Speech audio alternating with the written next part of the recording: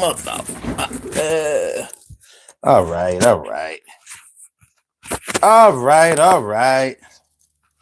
So, I swear, boy. I swear. So all of that I was talking about is for nothing. All of that I was talking about was for nothing, huh? All right. But we are here. But we are here. Everything is going to be all right. Yeah, it's election day, election night. Yeah, tomorrow in 24 hours, we going to know who really has the power. Will it be Wallz? Will it be Harris? Will it be the Trump campaign and the MAGA? I can't say for sure, but I'm feeling kind of good about my choice. And yo, how y'all feel? Are you nervous? Are you feeling good? Are you for real? Do you know for a fact that they're going to be on that winner circle? Will it hurt you if your team doesn't win? Do you think that the world is coming to an end?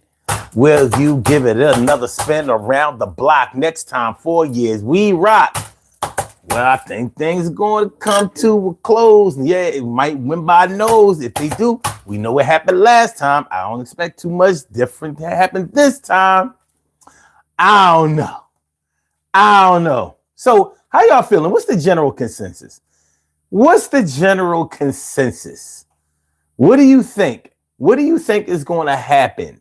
What do you think is going to happen today, tomorrow, or however you look at it? When the polls open, at this time, 24 hours from this time, now the time is 2:07 on the East Coast, 2:07 a.m.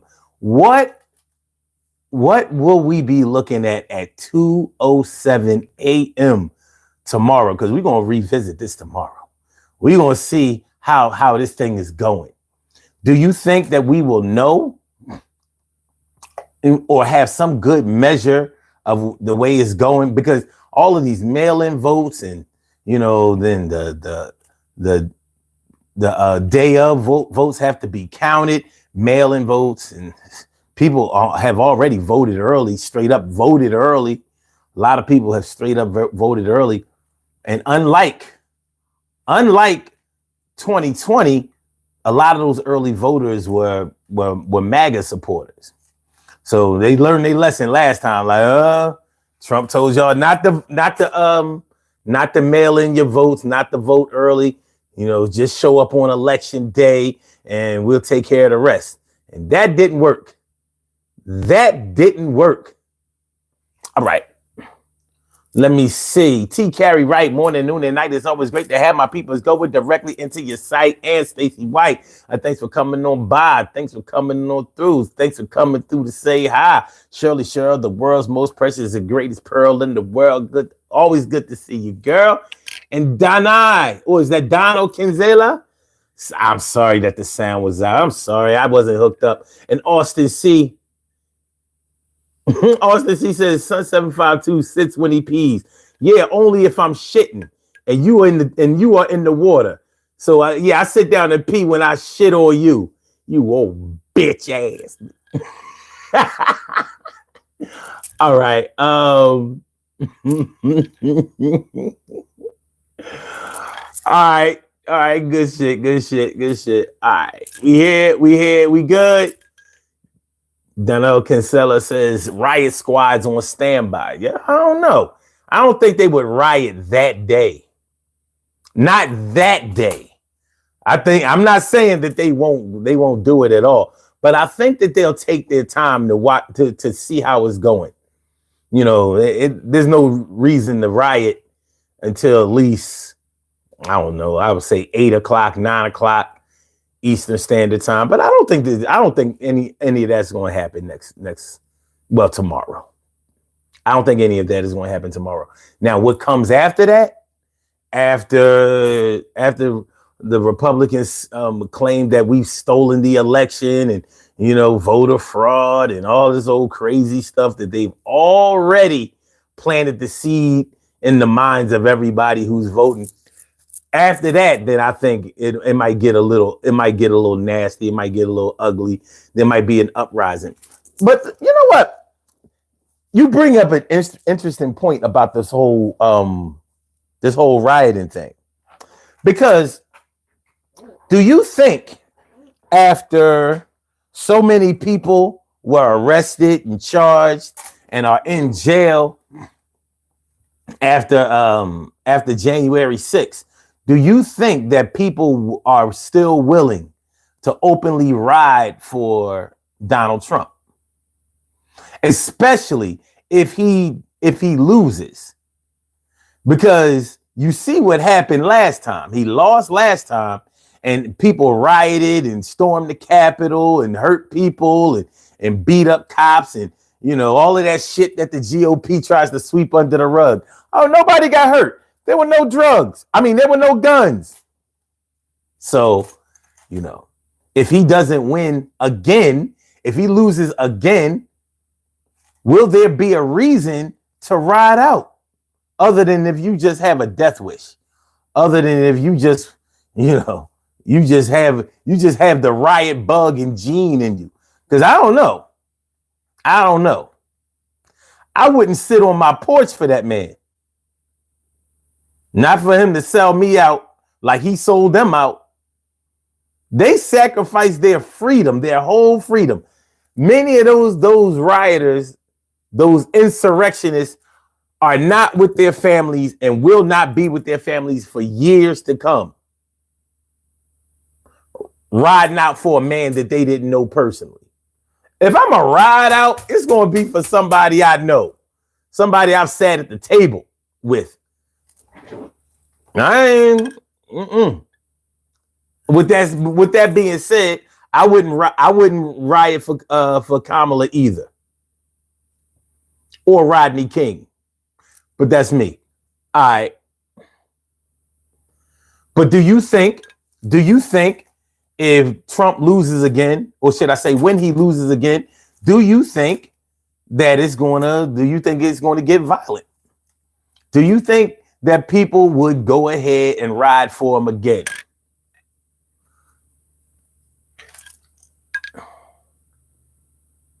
Aiden Klein, what's good? What's good? Good to see you. Good to see you.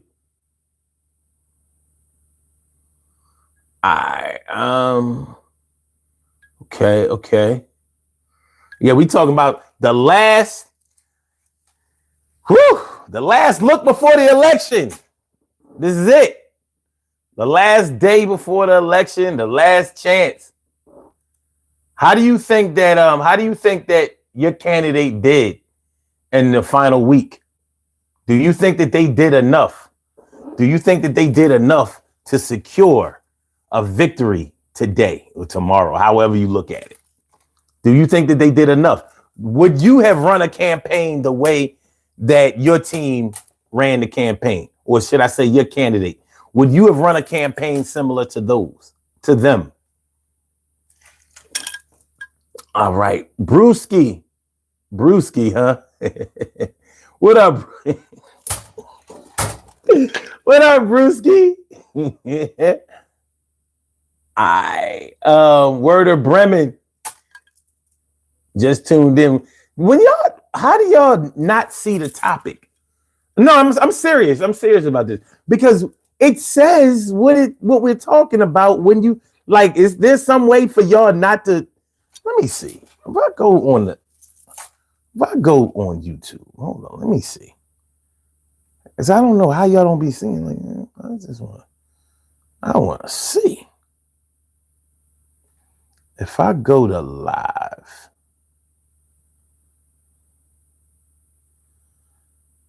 yeah, every show that's streaming has a title to it.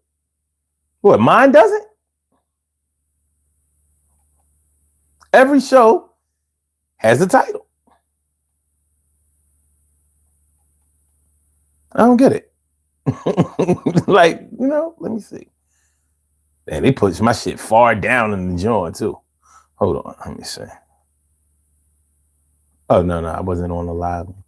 Let me see. Yeah, every show has a title. Y'all act like mine doesn't. All right. Anyway, we're talking about the last chance to see what's going to happen. The last chance to see what's going to happen tomorrow. So we're talking about for the election that's going down on the 5th, which it is right now. This is the last chance. This is it. This is it.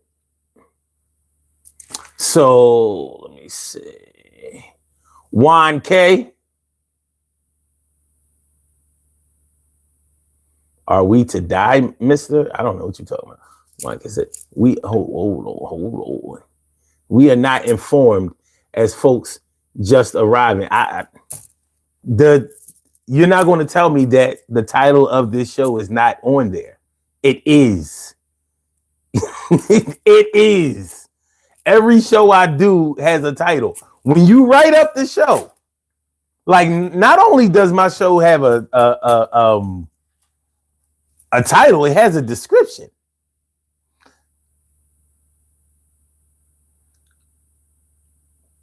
Word of Bremen says no title here in Germany. What up, Info Spot? Thanks for coming through. Lisa Dupree. Appreciate you. It says no title. All right. Well, we're talking about the last chance to see what's going to happen. So we're talking about the presidential election that's going down today, later on today, in a few hours. The polls open up at 7 a.m. in Philly. Shoot, I'm not sure she done. They just finished their rally. No more than an hour ago. Shoot, by the looks of things, they still there. All right.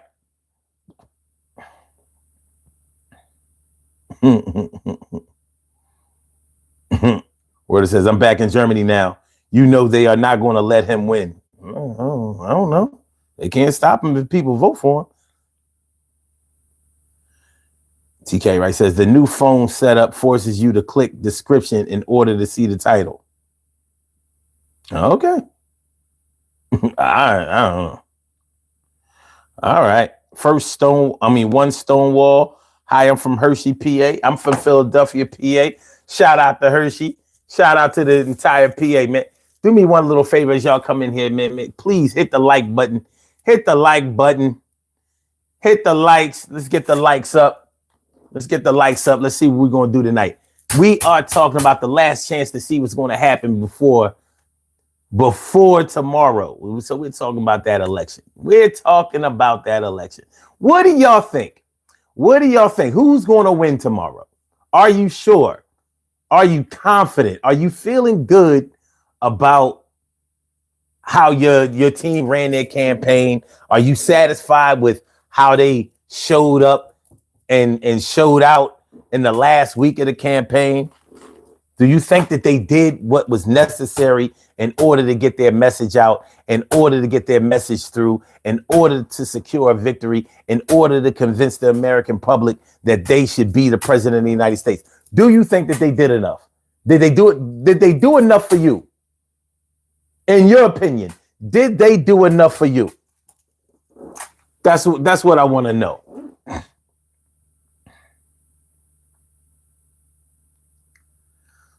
Jad Man says, not big on Trump, but the last 4 years sucks. So Trump 2024. You know, it's funny. It's funny you said the last 4 years. So you know how people be asking, like, are you better off now than you were 4 years ago? And a lot of people, you know, have this selective memory, and they'd be like, no, I'm not better off now than I was 4 years ago. And I'm like, And then I thought about the question myself. Am I better off now than I was 4 years ago? You know, it depends on what you consider 4 years ago to be, as far as better or worse, or what you consider now to be as far as being better or worse. I see we have a call on the line. Caller with the last numbers 0297. I'm gonna pick you up in just a second. We got to get dressed first, and then so give me a minute. We got to get dressed first, and then I'll take the call. 4 years ago, when I look at my life 4 years ago, this year, So 4 years ago would have been 2020. 4 years ago would have been 2020.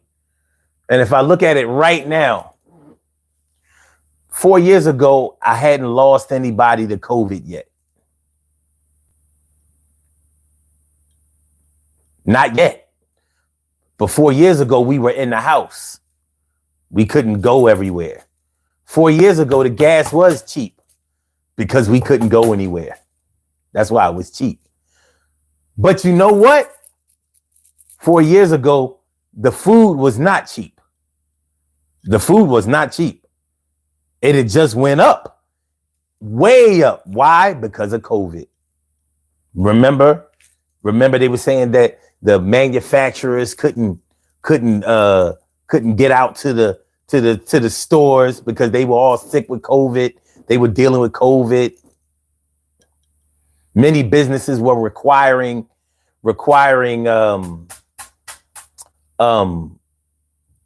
truck drivers and contractors and stuff to be. Oh no, we hadn't gotten tested yet. Let me slow down a little bit. But yeah, it was a dangerous time. It was not a good time. We were still in lockdown. Businesses had not opened up.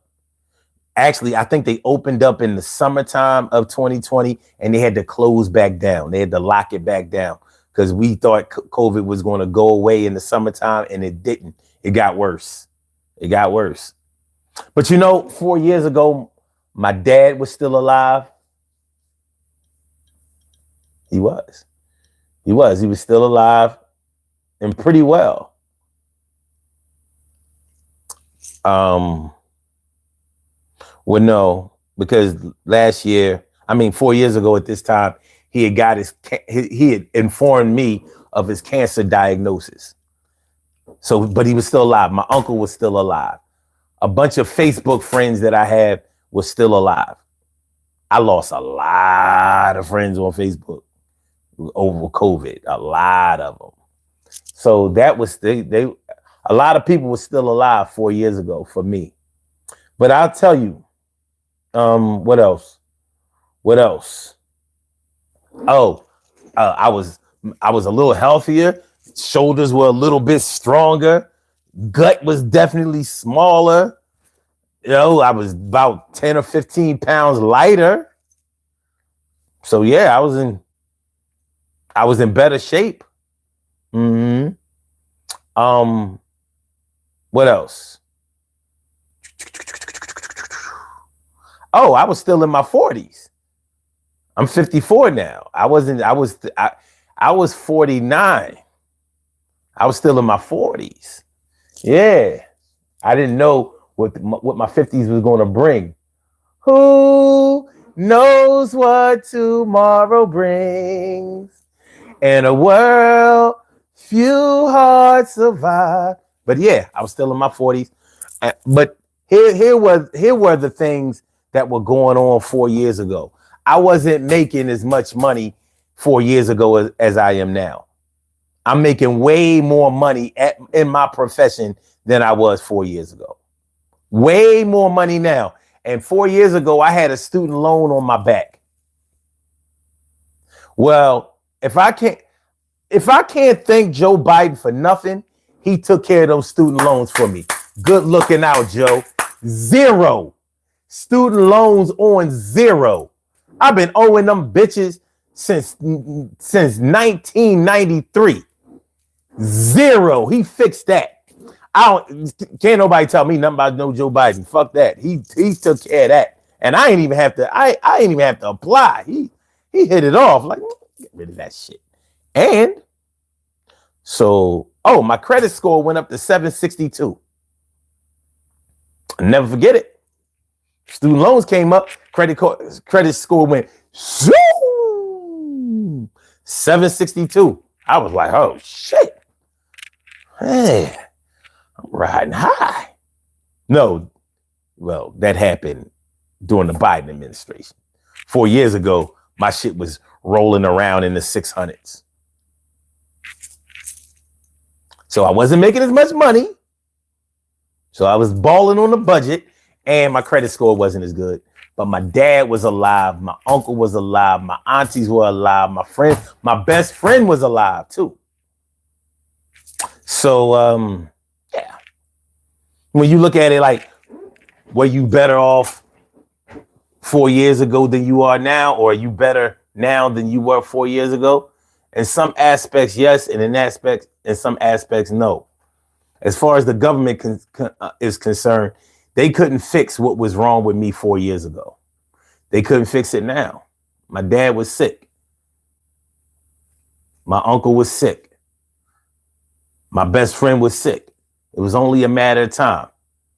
There was nothing politics could do to fix that. But like I said, financially, I'm in a much better space. And in 2024, I'm sorry, in 2025, I'll be making more money than I was in 2024. So, but no, I don't miss the Trump years. The biggest problem I have with a Trump presidency is the white supremacy. And as much as they keep trying to dumb it down, it's a real thing.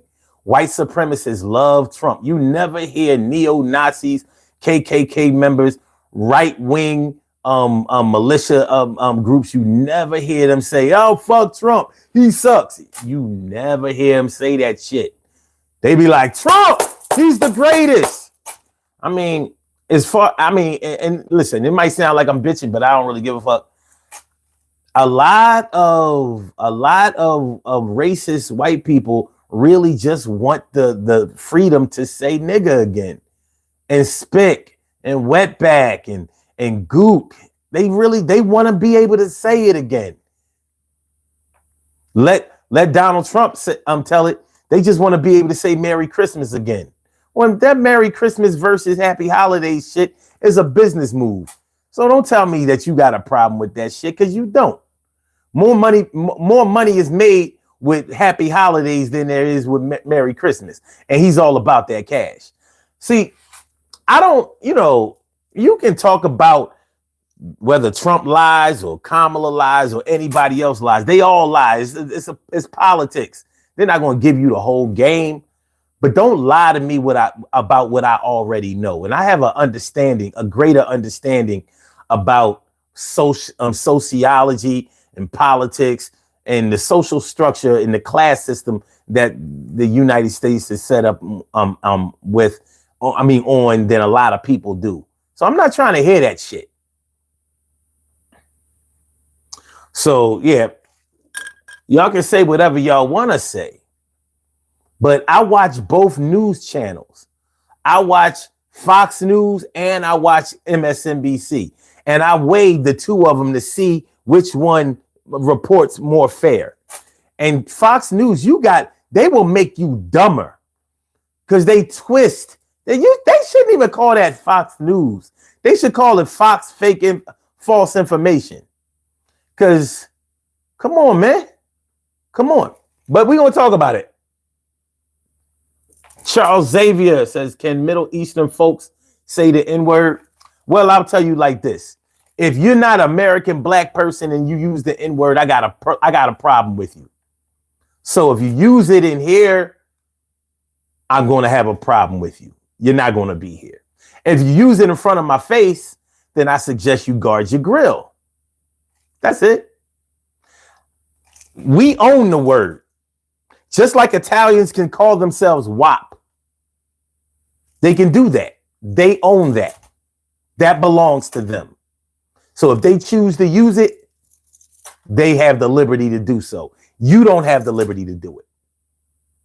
I've never heard Hispanics call each other spicks or wetbacks or anything like that. But if that's what they choose to do, they own it. It belongs to them. They can take it. A lot of black people choose not to use the word nigga. I use the word nigga. I own it. My people own it. We're the only ones who can use it. That's it. That's it. But I know that there are a large segment of white supremacists who want to be able to talk like that, like they used to be able to do in the good old days. Make America great again. I have no problem with free speech. But with free speech comes free offense and also free defense. So you take your chances. Let's get dressed. Let's get dressed. Let's get it going on, y'all. Do me a favor. Please hit the like button as y'all coming in. Hit the like button, please. Please. I'd appreciate it. It's the Daily Go Getimism Show. I'm your host, Son 752, aka Omar with the rrr. And we are talking about the last chance to see what's going to happen before tomorrow. The last chance to see what's going to happen tomorrow. All right, I'm looking good. I think I look good. All right. So y'all know how this goes if you've been here before. Which one do y'all want to wear? Which one? Will it be the one on the left, the one in the middle, or the one on the right? Y'all got to hurry up. All right. Daniel says middle. All right, we got one for middle. This is the one on the left, the one in the middle, or the one on the right. What's it going to be? All right, what we got? We got a lot of rights. Oh, right wins. I mean, the right won like it wasn't shit. Like that was a blowout. That was a blowout. If either candidate wins like that tomorrow, it's gonna be a problem. Shoot, that was a landslide. The right won in a landslide. Hold on, let me fix this. See if I can fix it. I might not be able to. Shoot. Okay. Do it like this. All right. Let's do the ocular proof. Make sure y'all get verification that y'all were here and y'all were fly and everything was good. All right. Let me see. I don't know. That looks a little too dark. Let me do it again.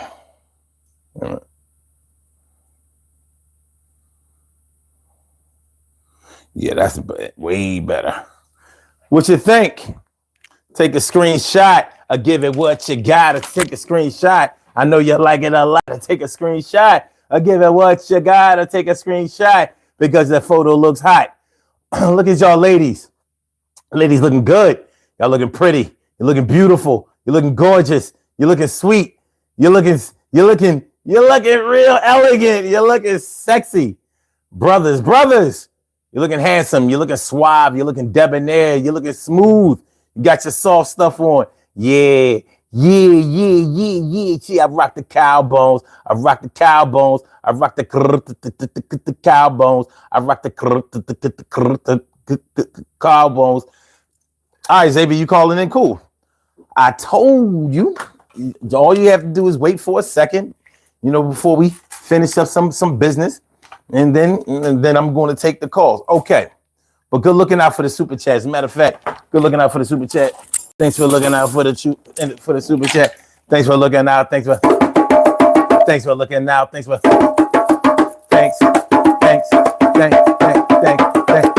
for looking out for the. Thanks for looking out for the. Thanks for looking out. Thanks for looking out.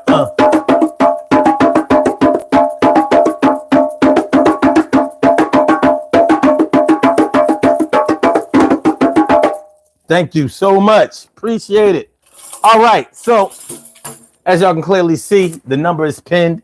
If you would like to call into the show and give your 2 cents, I invite you to call in, and the number to call is area code 319-527-6199. That's a number to call. I said a 319-527-6199. Yes, y'all. I said a 319-527-6199. Yeah, get on the line. I said a 319-527-6199. Yeah, get your shine, baby. Get your shine, baby. Get your shine, baby. Get your shine, baby. 319-527-6199, baby. Call 319-527-6199. Press number 1, and that will let me know that you would like to speak, and then I will call you out by the last 4 digits of your telephone number. You can rock on it, do the damn, do the damn thing. It's the Daily Go Getimism show. All right, so we're gonna take callers in the order that they requested to speak. So the first caller with the last number is 0297, and then caller with the block number, or should I say the private number. You'll be after that, and then caller with the last number is 3511. We are talking about a last chance. The last chance to see what's going to happen before tomorrow.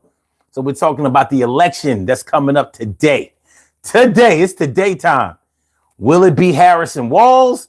Will it be Trump and MAGA?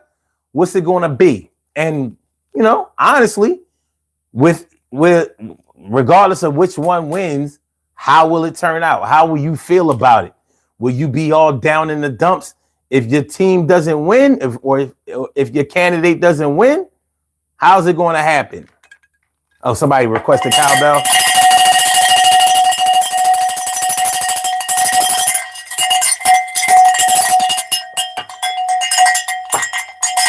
All right, let's go. All right, caller with the last numbers 0297. Hold on, let me turn you up here. Let me turn your microphone up a little bit.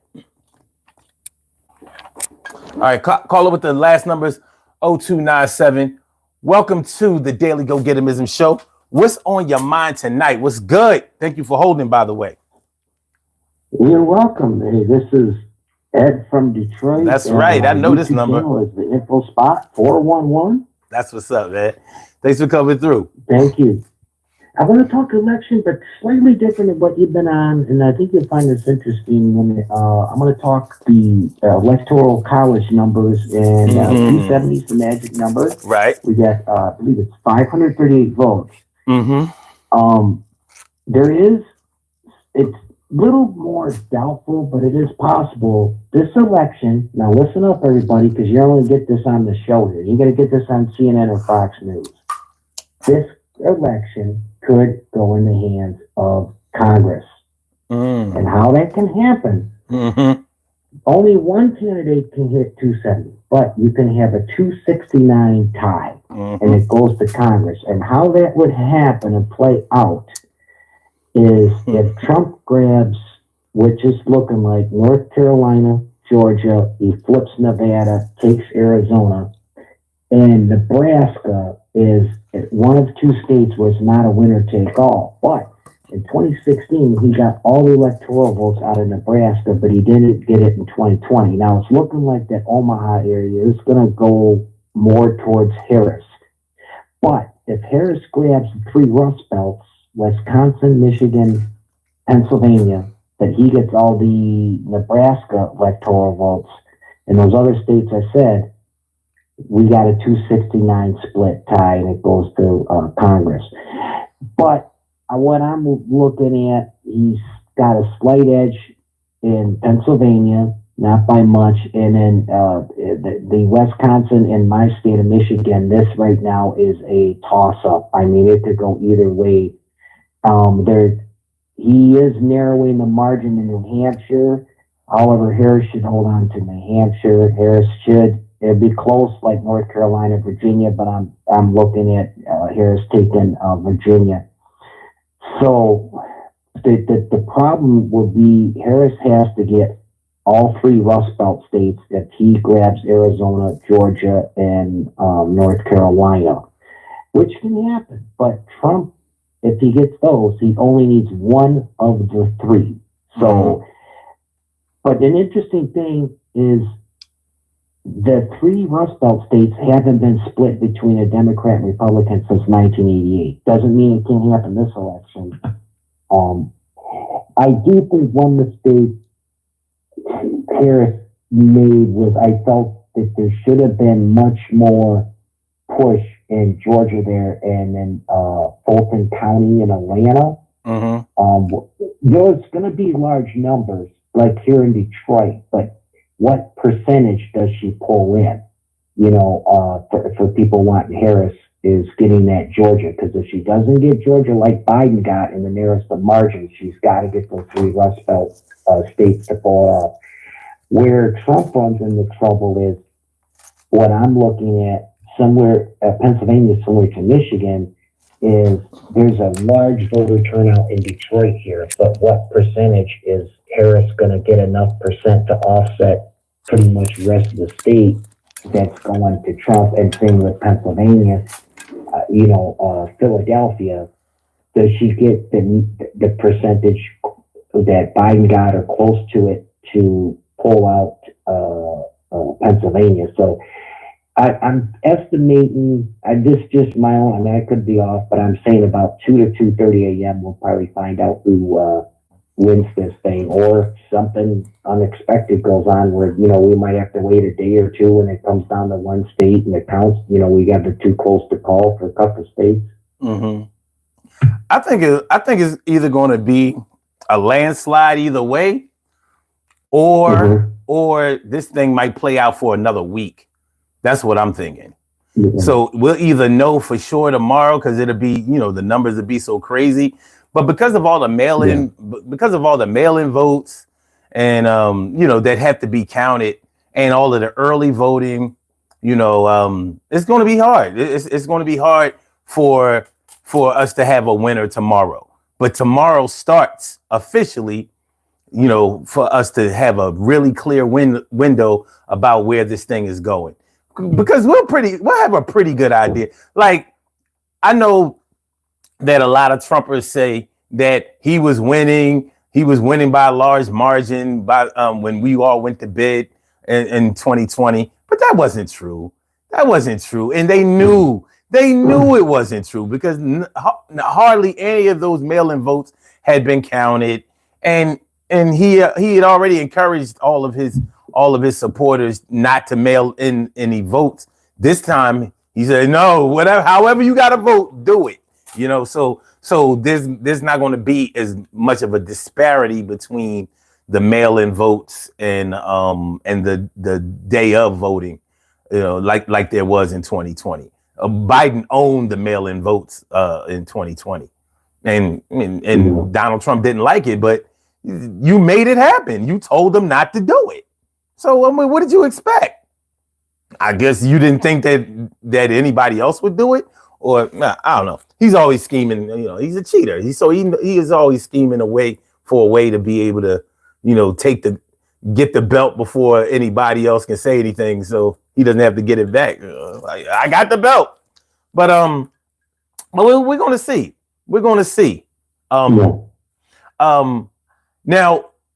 are you? I know you were talking about how Harris and Wallz could have did more in Georgia, and parts of Michigan, and I agree with that, because she went to Georgia earlier in her campaign. I don't remember here, but then again, she went to Atlanta. She went to Atlanta within the last month, so I can't say she hasn't been back to Georgia. But I would. Are you satisfied on your end? I know you're voting for Trump.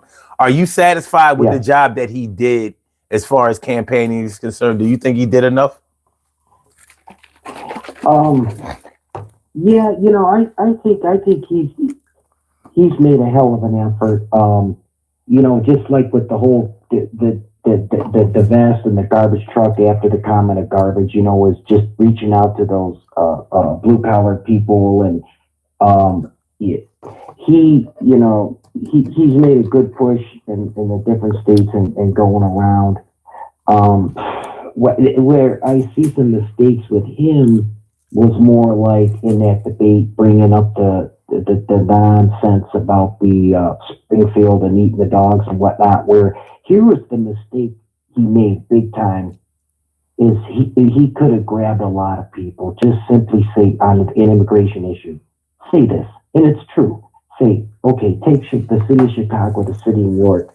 I have a problem with thousands of Americans being homeless on the streets, and undocumented immigrants or legal immigrants coming in and getting our tax dollars paying for shelter and food for this when we have our own homeless people on the streets. That would have resonated a lot better. But we'll see tomorrow, because now what I love, it's in the voters' hands. I just hope that we pretty much have a clear winner, either way tomorrow. Hope this thing doesn't drag on. But, I still remember 2000. Oh, my gosh, that election was a Gordon and make it official till the end of December. But that I do feel Gore won, and he was robbed just on the simple fact that those two major counties in Florida, there was no way in Shinola that that third-party candidate, Ralph Nader, would have received all the votes, and then people were punching that had this stupid punch ballot thing, and it's,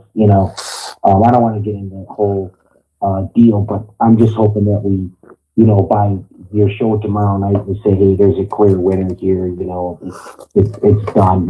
Harris won Wisconsin, Michigan, or Trump got Wisconsin, Michigan, let's say got Pennsylvania and this, that, and the other, and then we have a clear winner. And don't forget, we still got our bet. I will get the $25 Amazon gift card, scan it with a number, email it to you if Harris wins, and then if Trump wins, you got to do a show, just one show, you got to wear the MAGA hat. Oh, I'm ready to honor the bet. I'm definitely. Okay, I'm not an ass better. I don't renege. I'm definitely going to honor the bet. It won't kill me. Anyway, anybody who knows me knows that they're going to know that I must have lost the bet, because I don't swing either. It is what it is. But I think honestly, I would hate to be a Trump supporter right now, but only because I know what I know about what he's done, the things that he said. If I was the kind of Trump supporter that only watched Fox News, I would be bubbling over with enthusiasm. But because I've been able to see him from the other side, I'm like, this. I've never seen who holds the record in the NFL for the most fumbles or interceptions. Oh, I'd have to look that up. Right. I know Tiki Barber had a lot of. Did he have a lot of fumbles? I thought he was pretty short. He was a great running back, but his first few years he wasn't holding that ball correctly. I mean, in his body type, and Tiki Barber had a lot of fumbles on some major plays, and then once he started practicing getting that ball tight into his body. But at any rate, I guess I don't want to. I'm going to give these other callers a chance. With the news, let's take MSNBC, the three majors, CNN, Fox News. The problem I have with them is they cherry pick the facts and the information they put out. You gotta watch both of them and get to watch information from other you sources have to. too. Yeah, talking to people, listen to radio shows, and it's just like with Hunter Biden's laptop and the Trump trial. You go to CNN, MSNBC, that's all they rally on, and didn't mention anything about the laptop. You put on Fox News, that's all you get, the laptop. So I keep an open mind when I watch Fox and watch CNN, but I'm just hoping that we could really have a friendly discourse and don't take this too personal. And protest, I'm okay with peaceful protest, but I hate having the bitterness amongst people. Just like that's one thing I dread after the winner or loser, going into work and out and about, and people are just pissed at each other, like, I can't stand you if you're a Republican or you vote for Trump, or how the hell can you put Harris in and this and that, well, this is America. We should be able to vote for who we want and support the party we want, and hopefully we can all get along. Maybe it's just wishful thinking, but hey. Okay. Well, the reason that I brought up the whole fumbles things, because he fumbled the ball. I mean, he the way he brags on every rally about, isn't it great to have a president who doesn't need a teleprompter? And I'm like, dude, nobody needs a teleprompter more than you. Nobody. You should never speak off script, ever, because he says the dumbest shit. He really, really should. I don't understand. What's the purpose of having a team if you don't listen to them help you win? What's the purpose? If they write these speeches for you or they prepare these statements for you, and you only let's say they prepared a 6-page statement for you, and after the first or second page you say, the hell, screw the rest of the 4 or 5 pages. I'm just going to speak from the heart. You speak from the heart, you're not speaking from the brain. He doesn't have the tact to understand, or he doesn't have the tact or the sensitivity to say the right things. He doesn't have the diplomacy. That's the one thing that nobody can deny about Trump. He has no diplomacy. Absolutely none. He is a one-sided kind of guy. So he should never speak off script. And the things that he did this past weekend, he puts too many questions in people's minds about what he really was trying to say, what he actually said, and what he means. Like the whole thing, the blowjob with the simulating the blowjob with the mic, like that was, it gets no dumber than that. Like, what are you doing? And suggesting that Liz Cheney should be, should be shot or be in a firing squad. I understand the context and what he was saying, but he gives the other side too much material. He doesn't have to. He really doesn't. He makes it easy for his words or his meanings to be skewed or misinterpreted or interpreted correctly. So he should, if I was a Trump supporter, I'd be pissed. Unless I only listen to Fox News. If I only listen to Fox News, I would be, my confidence would, I'd be like, yeah, he's definitely going to win tomorrow. But no. You look at Harris. I think that interview with Brett Favre. Brett Favre on Fox News was just an utter embarrassment. He just made mincemeat of her. We don't even use mincemeat. I'd say he exposed. Who? Brett Favre on Fox News when Harris was about 2 weeks ago did that interview with her. No, she showed up. No, she did. She actually did well. He tried to set her up. No. Okay, let's talk about it. Come on, let's talk about it. Let's talk about it. Respectfully disagree on that one. Mm-hmm. I think she was utterly embarrassed. She tried to going on the filibuster on some questions, mm-hmm. and then there was a good one where she says, "Well, you know what I'm talking about," and he's like, "No, I don't," because he asked her point blank, mm-hmm. About immigration, some other issues, when she tried, skirting around it, bringing up Trump stuff, and he's like, "No, this is under your administration with you and Biden, and mm-hmm. didn't do good." I did enjoy that podcast with Joe Rogan and Trump, and then especially the one with Joe Rogan and JD Vance. I thought was a great podcast, but a lot of that stuff was just. What I also enjoyed, it wasn't just the standard type questions that you hear over and over and over again. Talking about some other stuff, but we'll find out tomorrow. Well, wait a minute. Actually, later, yeah. Well, speaking of the interview she did on Fox, first of all, it was supposed to be an hour interview. And it was they cut it to a half an hour to strategically make him rush her. So he never gave her a chance to answer any questions because he had to rush. He had to rush because he knew that he was originally supposed to get an hour, and the network told him, no, cut it down to a half an hour. So he continually talked over her, never gave her a chance to answer any questions. So do you remember the OJ trial when what was the lawyer? What was the lawyer that had that rapid fire style of questioning, and that's how he would discredit witnesses or whatever? Are you thinking of Johnny Cochran or Shapiro? No. Martha Clark. No. He was definitely for the defense. He was definitely on OJ's side. He had defended how what's the name of it? Oh, fucking Anthony Perkins Psycho, the real person that was Psycho, the actual the character that it was the person that they modeled the character after. He was the one who defended him. He's gone. It was the black gentleman who's passed away now. He was white. He was white. He Are was you white. thinking there was one other? Well, there's Shapiro, who There were 8. He had a team of 8 lawyers. Right. Then there was a few others. It'll come to me. It'll come to me. But that's how. That's how they early 20s when that was. Yeah, I was about 20. I was 24, 25. But that's how they tried to do Harris on Fox.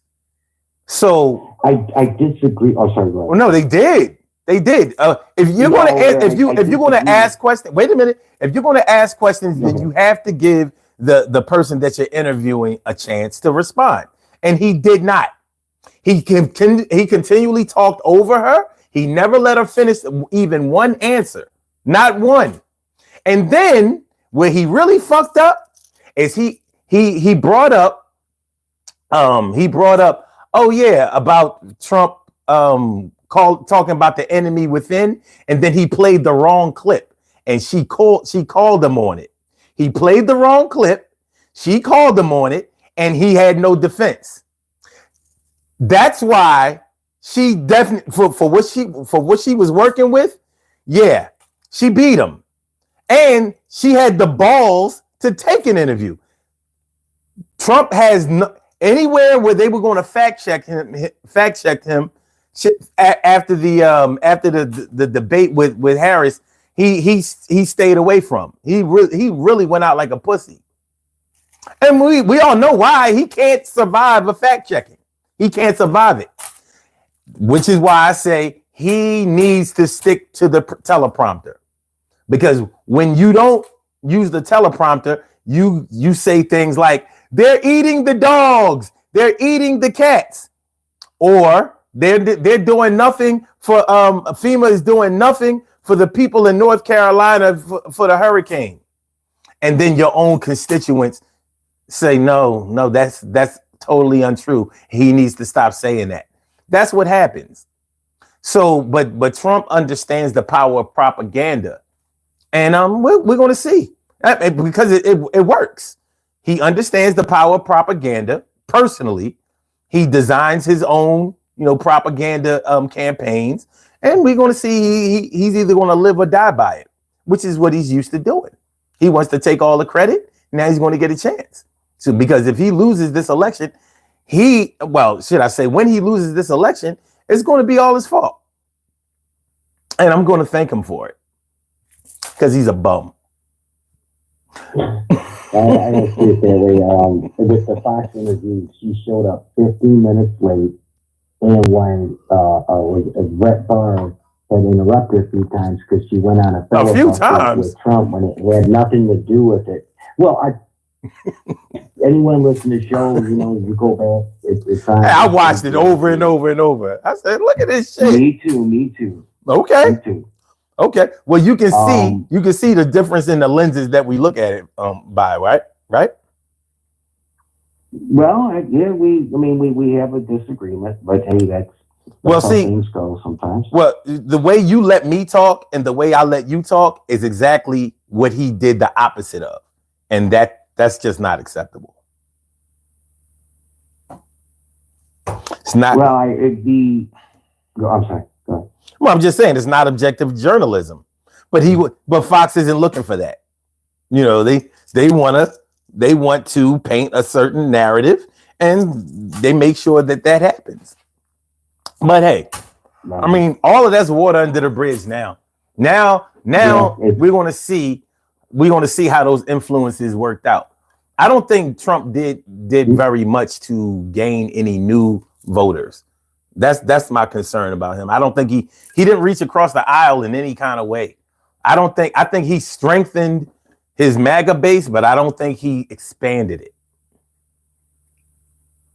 We'll find out tomorrow night. We sure will. And if Harris wins, you got a $25 gift card coming your way. All right. And if she doesn't win, Anyway, let me get rolling. You got some other callers on the line, and I'll be listening in on your show as always, sir. all right, man. Well, thanks for calling. I appreciate you. You bet. We will be talking again soon.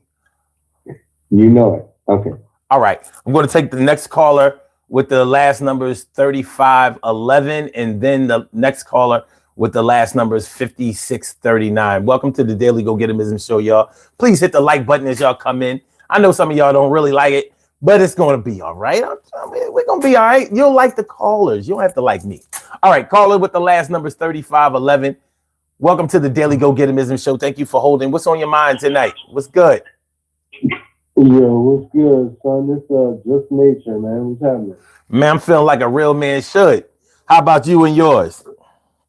Hey, same over here, man. All right. So what do you think about this election? What, the election? Mm-hmm.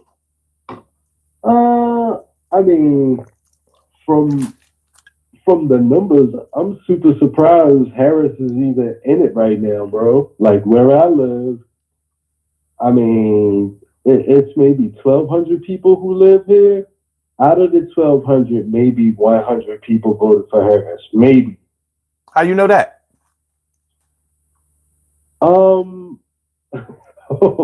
It's like that, bro. It's people aren't like MAGA people over here, but like people are conservative Republicans over here. You know, like fuck MAGA. People are like old school conservative Republicans. Okay. All right. So Like, wait a minute. Where do you? I'm about to say, like, where do you live where there's only 1,200 people? We have 1,200 people, like in these past in like in a 6-block radius where I live. Where are there only 1,200 people in the whole town? No, I live in the mountains, bro. I live in the mountains of Oregon. Oh, you live in Oregon. Oh, yeah. Yeah, okay. Well, that makes sense. Oregon. Oh, okay. Yeah, that's neo-Nazi land right there.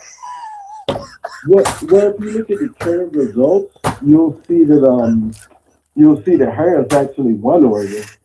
Yeah, but it's still neo-Nazi land. You know what I'm saying? Like, yo, you know, Oregon is notorious for white supremacy. That shit is off the hook. Remember that movie? The movie what? History X? Yeah. Shit, they got that one right. Well, they probably did, man. I'm from Virginia, bro. I mean, they gotta. I don't think anybody wakes up early enough to be on Virginia time. If you beefing with somebody from Virginia, go ahead and squash that shit. They petty. I'm telling you, man. Nice to them. I love Virginia. It's a great state. I wanted to move there back in the day. What year? What year did I want to move there? I always said that I always wanted to move to North Virginia. Like now, I would do it now. Shit is too fucking expensive. Oh, to Northern Virginia? Yeah. North Virginia. I don't fuck with the South.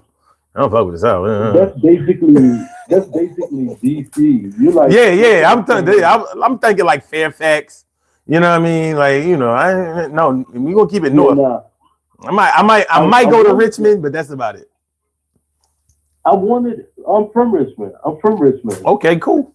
Shout out to Richmond. Yeah, but I was gonna say, man, sorry you lost your folks during 4 years ago during COVID and all that, man. But I'm gonna tell you something, COVID is one of the best things that ever happened in my life. If I had to do a rewind, I'm not even sorry to say this. I would rewind that shit twice every year for the next 30 years, straight up. Like, the quality of my life just got so much better. Like, starting, so when everybody, I was still going to work every day in 2020. I went to work Me too. mostly in the office every fucking day. So, but then I got to work 4 days a week, and while gas was cheap, I was up in the fucking mountains every weekend, bro. Every weekend at the hot hiking, canoeing. Yo, man, I had all the time in the world, man. All the time in the world. Okay, so you want that part of COVID. So I mean, like, I'm gonna keep it a buck with you, bro. I don't know.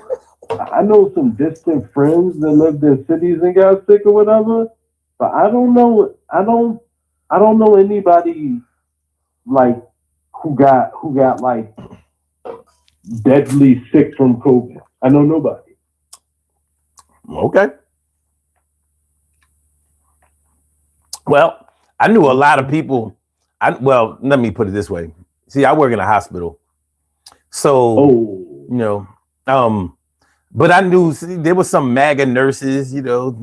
Trump told them not to wear masks and shit like that and all that, and they followed his instructions and all of that, and they died. Oh, simple as that. They died. So I mean, it is what it is.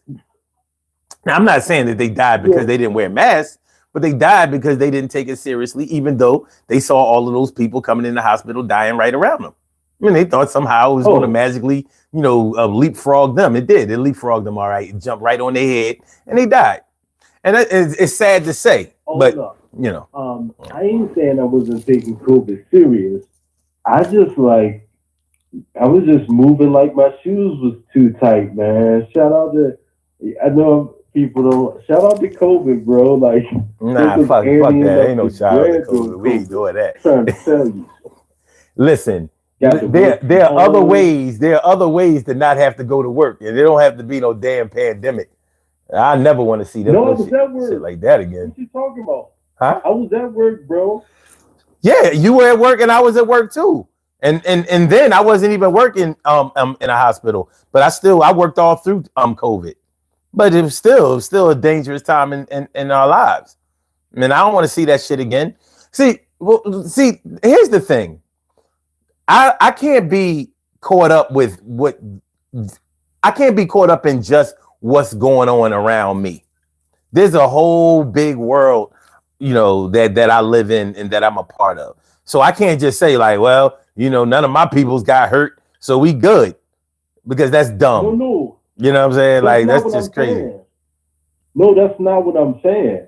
What I'm talking about is the only like cases of big sickness that I saw was like coming out of the news from all of the big cities. Like in the town I was living in at that time, like, I mean, I worked with elderly people. I thought I would have. I mean, I didn't want nobody to die, none, but I didn't see it. Like, I didn't see that shit at all, bro. Like, I never saw nobody like throwing up or like looking faint or looking all. Oh, you know what? I did meet. You know what? I take that back. I did meet this one dude that died from COVID. So New Year's I always go to a random party or whatever where I don't know anybody, and I meet people and shit.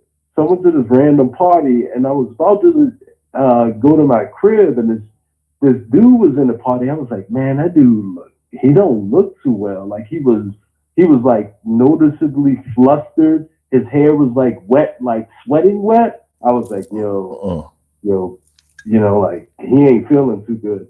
That dude, God rest his dead, he died 2 weeks later. So I guess I knew one person.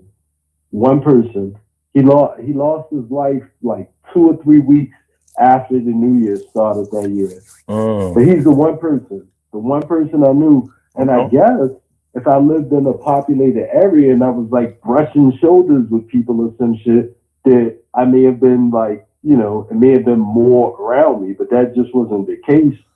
Well, are you on social media?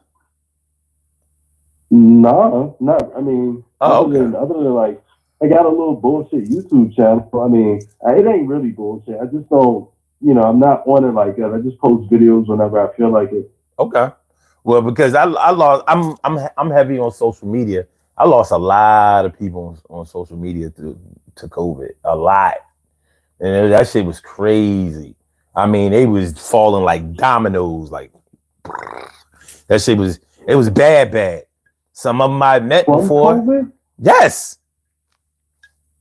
from COVID. Like, yo, this is so surprising to me to hear you talk like this wasn't a real thing. Like, they may not have died in the numbers that were reported, but motherfuckers was dying. And I knew way more people that got sick off that shit. I know people who almost died. My cousin, shit. Yeah, I mean, he got like an 11th hour reprieve. For real. He was going out. He knew it too. And so yeah, it's a real thing. So man, yeah. You can try to play that. I'm not saying that you're trying to play down COVID, but a lot of people try to play it down because we're not experiencing that same energy of 2020. But 2020 was a real thing with that COVID shit. And Donald Trump really fucked that up. He dropped the ball on that bad. And people can try to sweep it under the rug or act like it was a long time ago. It wasn't a long time ago because the people who died from that shit aren't here anymore. And that's people's grandmothers, grandfathers, moms, dads, aunts, uncles, cousins, friends, brothers, sisters, lovers, spouses. That shit's real. Neighbors, co-workers, club members. You know what I mean? Niggas was dying left and right. Yo, every weekend from March of 2000. No, it wasn't March. It was September. From September 2020 to September of 2023, I went backpacking every fucking weekend. Gas was so cheap. No roads was busy. There wasn't no bullshit going on. I mean, we had a few forest fires and shit, but like for the most part, it was I would say the forest fires affected me more than COVID because I was right where like all the big fires was happening and shit. But you know, that's the West Coast though. If you live on the West Coast, you know what it is. Yeah, well, I've been to the West Coast a few times, so I know what it is.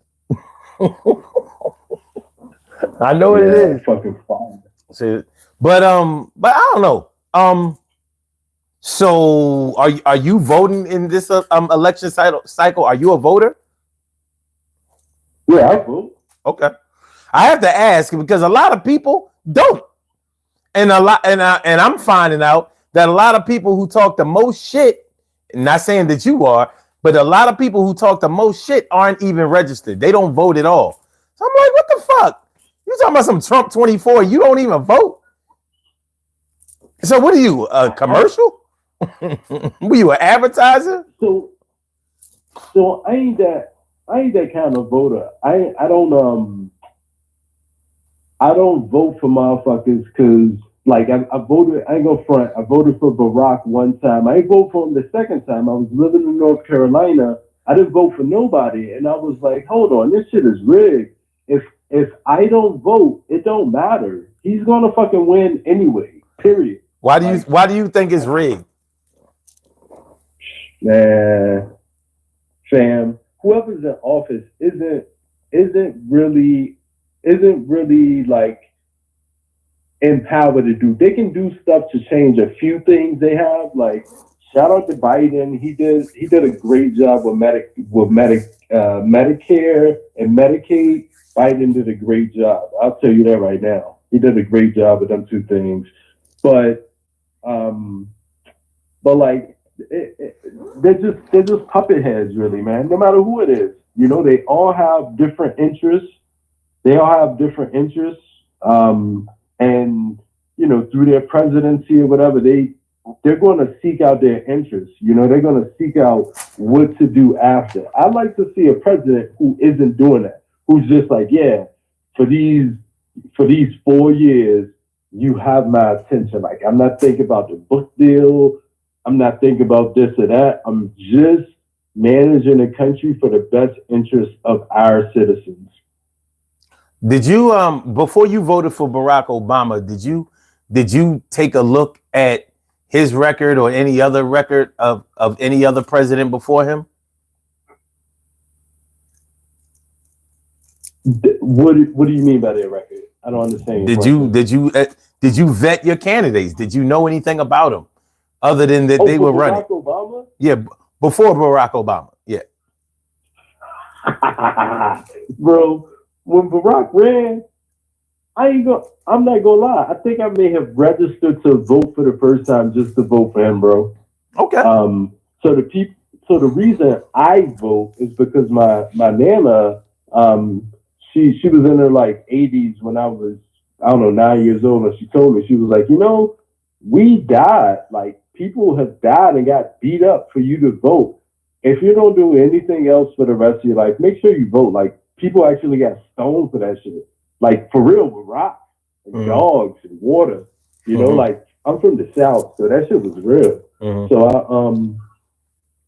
So I vote because of it.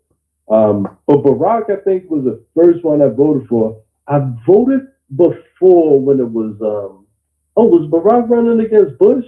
I don't even remember who he ran against the first time. He running against? He ran against John McCain the first time, and the second time he ran against Mitt Romney. Mitt Romney, that motherfucker sound like one of them Star Trek characters, bro. Yeah. Well, the reason I asked you about had you looked into any of the other candidates before Barack, or did you even look at Barack's history, was because one thing that Barack Obama made people do was start paying attention. He made them start paying attention. He made you look. Now, whether you continue to look after his administration was finished, well, I mean, that's a personal choice. But he made people look, black and white, and he made people start thinking about the choices that they made. I'm not sure if the other candidates ever did that before, because it was always white on. It was always white on white. There weren't as many cultural consequences or ramifications that were going into this thing. The future wasn't determined by any of those candidates as far as what power looks like, because Barack Obama didn't give any black people any power necessarily, but he gave them the power of inspiration. And and that's, I don't think that if there wasn't a Barack Obama, I don't think that there would be a Kamala Harris running. I don't think that, and some of those other bum ass candidates, rest in peace, that ran before either. What do you know? What other vice presidents have ever like ran? Not just run though. Like she was basically like given a card, like, Biden's out, Kamala's gonna run. Kamala's gonna run. It's Kamala. It's Kamala. It's not Kamala. It's Kamala. It's Kamala. Kamala. Yeah. I hear all this shit on TV, so I'm not. They got so many memes going. No, you hear that. You hear them. You hear them purposely disrespecting her, because that's how they do black people. I can, like Trump said, I can call her whatever I want to call her. But actually, you can't. He said that? Yeah, he said it. God, he said it. He said it openly and proudly. I can call her whatever I want to call her. So, yeah. But the news has to say her name right, because if they don't, then it's showing their open bias. So for the purposes of that, they have to say her name right. But everybody should say her name right. Like, they didn't say Barack Obama's name wrong. No. Sure, they would try. But hold on. So, do you know of any other situations that's like this one, where the sitting president was like, I'm gonna sit this one out, and the vice president ran? Has this happened before? It happened during the Kennedy assassination, where the vice president had to take over. Now, I understand what you mean. Like, has there ever been a situation where where a president wasn't able to perform or elected not to run, and the vice president took over without being voted for. No, that didn't happen. But you also have to understand the reasons why it happened this time. The only reason that it happened this time is because they were not going, the donors. See, you can't have an election that does not raise money for the campaign. The reason that all of these cats bail out of elections is not because they're not winning states. Like when they're going through the primary. My dude, you got to turn down your device because I can hear myself talking. Are you talking to me? Yeah. Oh, I'll mute it. I'll mute it while you're talking. All right, that's what's up. All right, so, in order to run a campaign, you have to have money. Without millions and millions of dollars from donors, you can't run campaign ads. You can't fly around the country. You can't set up campaigning stations. You can't pay people who are on your campaign. You cannot win. You cannot win without money. And when Joe Biden showed up to that first debate with Donald Trump, and you could see that he wasn't right. He was all loopy. He was slow. He just didn't seem cognitive or whatever. He lost total confidence in all of the donors. And they said, we're not giving any money to not only the presidency, but to whoever is running on the Democratic ticket, because we're not going to win anything with Biden. So he had to drop out. He didn't do it because he wanted to necessarily. But then again, I have another theory that says that he really didn't want to run. So I kind of think that it was set up for I think he set Kamala up the whole time to run in his absence, because I don't really think that he's as bad off as he looked that night, because the next day he was like totally fine, totally 100%, so but yeah, that's why that happened. And yeah, of course some people are bitching because they're like, we never voted for her, whatever, but it could happen on either side. And even if a candidate wins the primary, they at the Democratic or Republican convention, they have the power to either accept him as accept his nomination or reject it. Like if they think that even though he won the primary, they don't have a chance to win the general election, or they think it would be that he would be dangerous or something, they have the power to veto that nomination. So no, it has not happened in this way before that I'm aware of, but it has happened in other ways. And this time it happened this way. And some people may be uncomfortable with it, but hey, they got to eat that. So basically what I understand is that the donors that had already given Biden the money, when they saw he was like unwell or whatever, the money was already spent on this campaign. So they just gave Kamala the handoff. Because they gave him some money and then they froze it and they said no more money. So it's not like you get all of the money up front. You get some money, and as the campaign goes on and they see that there's a good likelihood that you're going to do well, then you get more money and more money. They cut him off all the way. They said no more money. You're done. Now, if you can find a way to run against Donald Trump without it, on your own money or with other money that your voters may donate, fine. But the super PAC said no money for you. You ain't going to win. So he had to bail out. But hold up. So during his presidency, he was also seen flustered in the way he was when he was going up for, I guess, the speeches he was giving for his campaign and all that. It wasn't the first time this has happened. So how come something wasn't done earlier in his presidency? Like, Well, y'all don't know what's going on with. well, he's always had a stuttering problem, but that hasn't stopped him. Joe Biden is aging.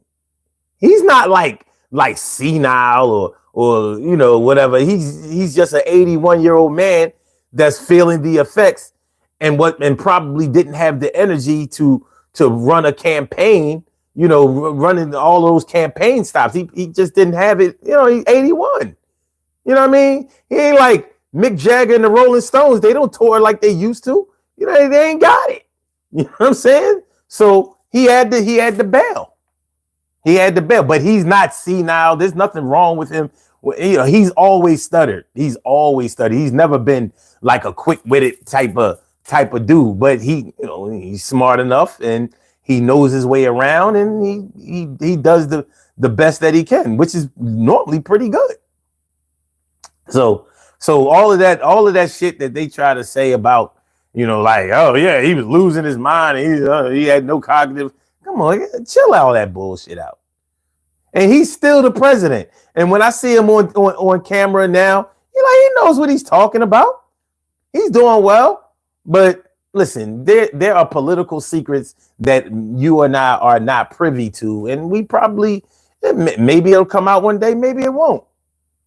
But they knew just like the general public knew that he wasn't going to win. He wasn't going to beat Trump. And so they went with the best option to be able to compete against him. And it looked like it worked. I'm not sure if Shapiro or Hakeem, what was his name? Hakeem, whatever. I don't think they would have done it as well. It was set up for Kamala to step in, and she did it. You know what I mean? It's not how you got the ball. It's what you do. It's how you play after you get the ball. She's been working on Jill Stein. Jill Stein. What about her? You know, she's still on the ballot. I saw Cornell's name on the ballot. Do you think any other than Democrats and Republicans, when is somebody else going to be able to win? Ever? When they get their weight up and their money up. If you can get millions and millions of people to vote for an independent, then they'll win. Without the money, you ain't winning. That's just how it goes. You don't have a bunch of money, you're not winning. That's a fucking fact. But I'm going to keep it pushing, bro. Thanks for having me on, man. Appreciate it. All right, man. Thanks for coming through. I appreciate you. Yes, thanks, Kim. Hakeem Jeffries. All right, we have another call on the line. Yo, man, have a good night. Bless you. All right, we have another call on the line. 5 with the last numbers 5639, and then caller with the last numbers 9843. All right, caller with the last numbers 5639. Welcome to the Daily Go Getimism Show. Thank you for holding on so long. I appreciate you. I know your cup probably runneth over, but I'm glad to have you here. What's good? What's on your mind tonight? What's up, oh? Hey, well, you know what it is. You know what it is. How you feeling? I wish the other caller was still on because I wanted to ask him. I would love to have a real conversation with someone who still supports that man. You know, with the foundations of what this country was built on, which is opposing tyranny, I would like to know how they will continue to support, and even up until today, right now, this moment, support a leader who openly praises dictators, specifically those who are known for oppressing their own people, and expect to be the leader of a country that cherishes democracy and freedom. Like, how do they comfortably go to sleep at night voting in someone like that? Like, what would be the basis? What is the one thing that makes them say, I'm still going to vote for this person and I want this person to run the country? that I claim to love, knowing all the values that this country is supposed to represent. But I'm going to vote for the person who has no respect for this country that they want to represent. I'm going to vote for this person who says the most vile things about everyone. I'm going to vote for the person who not only doesn't love the country that they are hoping to represent, but they don't even love themselves. They show no signs of caring for family, which is another value this country is supposed to be running on, but he doesn't even have respect for family or any of the values associated with family. So how does a person still continue to say, this is the guy I want to run this country because my freedoms are going to be safe and intact, based on, hey, my money's going to look good, when even that's ridiculous? I just wonder. Well, it's funny you bring that up. With I think the last caller did a very good job at detailing the general feelings of a lot of voters, non-voters, and basically Americans. Like what he was saying about how he felt about COVID. Like he's in his own world. He didn't give a shit about who was getting sick. And as you could clearly hear, he didn't believe that people were out there getting sick like that because it didn't affect him. So I think a lot of people only care about exactly what affects them and the people that they know. So we have a lot of little bubbles going on. There aren't a lot of people who are thinking outside of their bubble. Maybe if I live in Philly and I got people in North Carolina and Milwaukee, then I care about people in Philly, North Carolina, Milwaukee, maybe Jersey and New York. But everybody else, who cares? Because it doesn't really affect me, and I don't know those people. I don't have to deal with them. So there's a certain self-centered aspect to it. And I'm not even saying that in a derogatory way, because, I had a conversation with a coworker tonight about how you want it to be versus how it really is. He got in trouble for some inappropriate behavior, and his approach to it was like, well, why don't they just mind their business? And I was like, in a perfect world, or in a world that you would like it to be, everybody would just mind their business and concentrate on what they're doing. But in the real world, the things that you do that other people observe affects them in some kind of way. And although they may not be confrontational with you, they'll make sure that something gets done about it. So we take that into the political realm. There are some people who only cares about their little part of what Trump represents.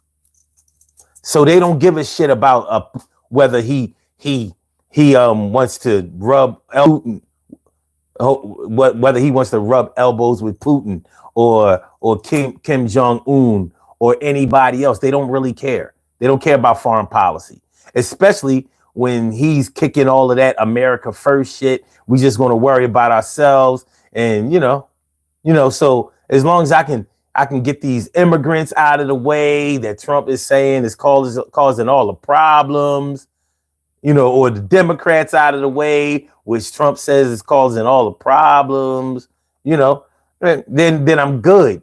He can have all that other shit as long as he takes care of what I want. They don't even really realize that the things that they're allowing to go on besides what he's taking care of for them are going to affect them way worse than they ever could have imagined. Look at all of this selective memory going on.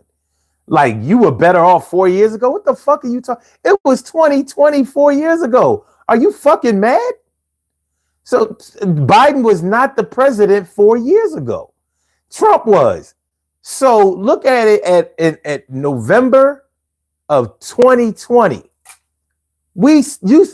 People was working from home, or they were still getting those PP those checks, those $600 a week checks and shit. You know what I mean? On top of the unemployment, they were getting that, and the people who got that money, they got used to that money. They never made that much money before. They never made. Imagine you being a non-essential worker, because if you worked at McDonald's or a restaurant or somewhere like that, then you were essential personnel, so you never stopped working. But let's say you were a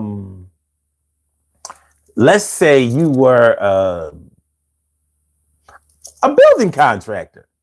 Well, can't build nothing right now. The country is locked down. So you're home, but wait a minute, you're not a building contractor, you're a laborer.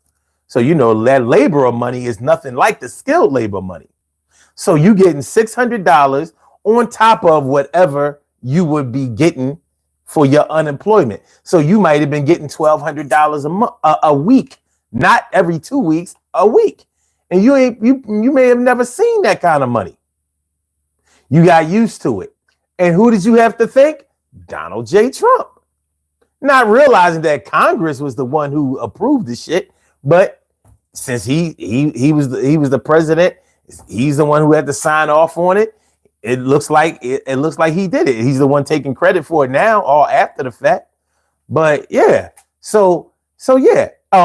People talking about gas was cheap, yeah, because gas is all about supply and demand, and nobody could go anywhere. You know what I mean? Remember, they had certain checkpoints.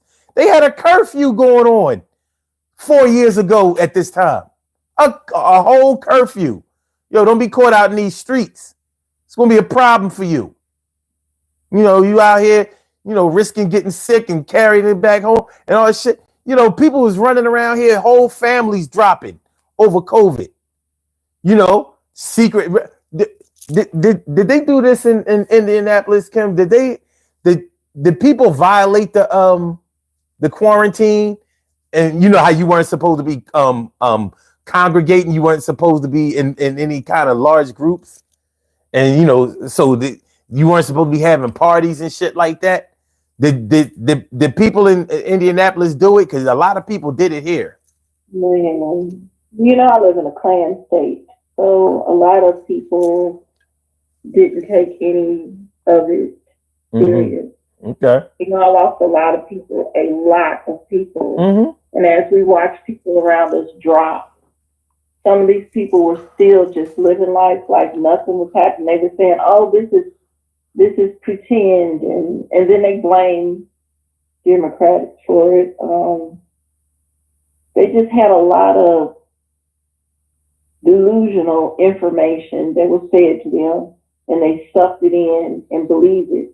So it became a little violent at some point because they didn't want to listen to the warnings. They didn't want to follow rules that involved the lockdown. They didn't want to do any of that. And it just got real bad before somebody finally stopped and said, wait a minute, this is real. And let's sit still. But by that time, it had affected so many people. And we're not very big. It's not a big state. It's not a big city. Even though we're the middle of America, we're still not big. And the thing about it, when it affects just a small group, it affects everybody. It spreads so fast. People were rushing to get their kids back to school. And as soon as they got a bit of a glimmer of a green light from that idiot box, they opened the schools back up and they had to close them back immediately because it spread so quick because no one wanted to listen. Mm-hmm. And it's just, while we're talking about all the things that happened in the past, my concern is what is going to happen tomorrow. And I don't mean tomorrow as in today, the election itself. I mean after the fact, because the reality is whether he wins or loses, he is going to be problematic.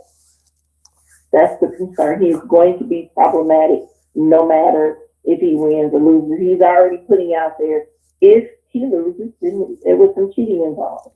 And he's already suggesting how people should respond.